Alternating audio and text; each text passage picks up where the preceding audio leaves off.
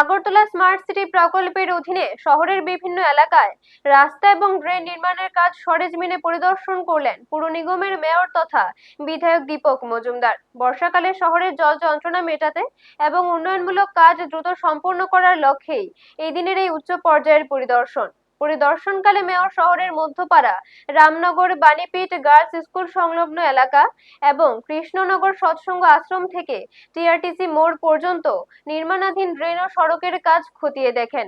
বর্ষায় জল জমার সমস্যা চিরতরে মেটাতে পুর নিগমের উদ্যোগে বিশেষ ড্রেনেজ পাম্প বসানোর স্থান ও পাইপলাইনের রুট ম্যাপও চূড়ান্ত করা হয়।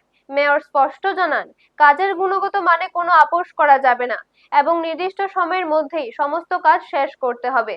এদিনের পরিদর্শনে মেয়রের সাথে পুর নিগমের কমিশনার, স্মার্ট সিটি লিমিটেডের সিইও, পিডব্লিউডির আধিকারিক ও স্থানীয় কর্পোরেটররা উপস্থিত ছিলেন। ব্যুরো রিপোর্ট, নিউজ তৎকাল 24।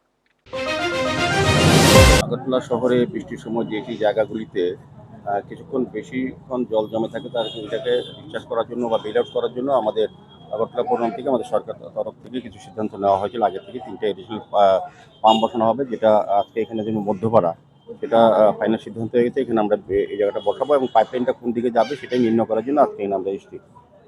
দ্বিতীয়ত আমাদের রামনগর 4 নম্বরে যেটা বসবে বাণীপীঠ বালিকা বিদ্যালয়ের সামনে, সেটাও পাইপলাইনটা কোথায় দিয়ে যাবে এবং সেগুলিও দেখার জন্য আজকে নির্দিষ্ট করা হয়েছে, আমরা ফাইনাল করে দিয়েছি।